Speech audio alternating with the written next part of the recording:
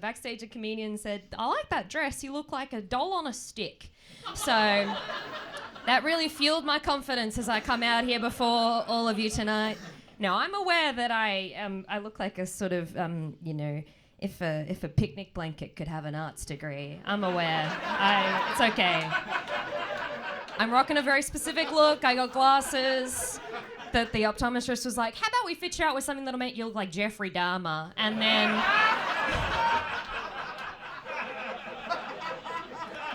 Oh my God. You can keep your feet on stage as long as you want because you are one of the loudest audience members I've ever encountered. Like, you guys are loud, but this man is 90% of the decibels from where I'm standing. Like, if all of you collectively look behind you in the sand and there's one set of footprints, it was because this man carried this crowd. I'm just saying.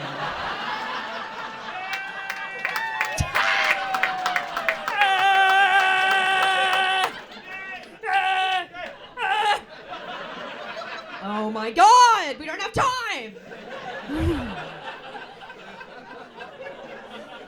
Love you. No, so I got the glasses and I also got the mullet. I think the mullet has been through a really a beautiful, it's been through an evolution, right? Like it's really, it used to be a haircut reserved for men who can't process emotion. But nowadays it's also open to women who can't process dairy. And I'm a little bit of both.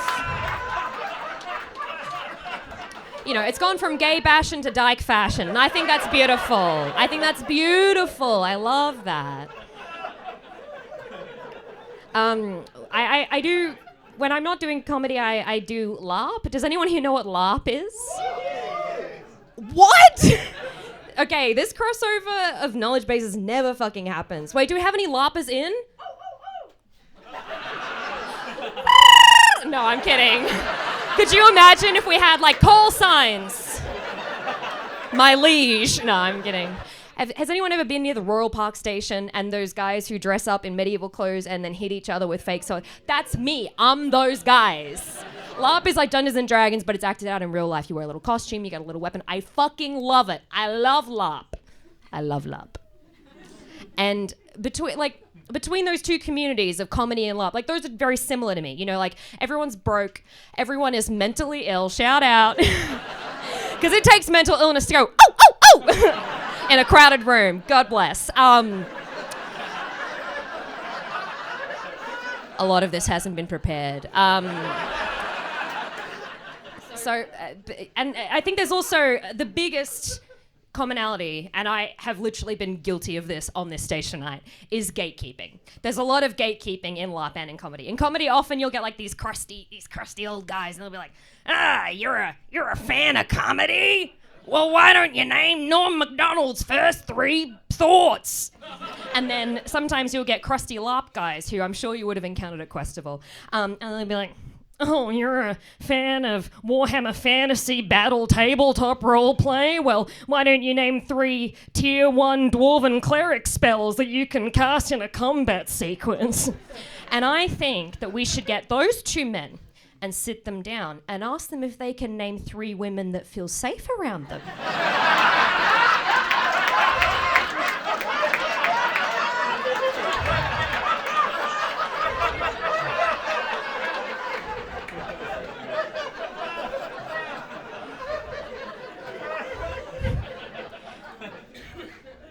Because I'm in the LARP community and I'm also in the comedy community, I'm surrounded by late diagnosed ADHD people. Do we have any late diagnosed ADHDers in?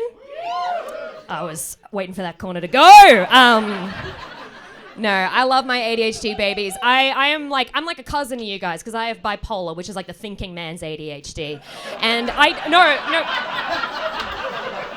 And this is not lateral violence. I'm serious. It's rough, right? Because like I inherited the bipolar from my mum, who inherited it from her grandmother, which makes me just another nepo baby in the arts, you could say. And like the thing with ADHD is that it is a debilitating like condition. Like it fucking sucks. It ruins lives. But it is also not like God love you. It's hard to take it seriously. Like with bipolar, I'm coming at it with a lineage. You know what I mean? Like Virginia Woolf had bipolar. Van Gogh had bipolar. Ernest Hemingway had bipolar. Jake Paul has ADHD. Like that's... Like, there is a point where you cross a threshold into the serious mental illnesses. Like, down here is like, oh, she's got a personality. And up here is like, we could get her off a murder charge. You know what I mean? Like, once you can use it in a court of law, I'm like, that's... And the thing with ADHD is also like it's a goofy condition. Like sometimes you guys come up with goofy symptoms that I don't even think are real, like object impermanence, adult object impermanence. If you, as an adult, have object impermanence and you are having sex, and you lose sight of the penis, do you think it's gone?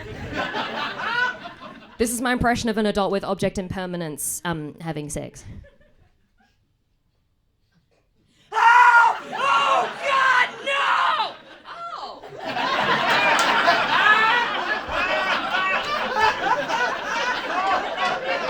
And if you have ADHD and you didn't like that bit, I urge you to write a written complaint, and I can't wait to hear from you when you get around to it.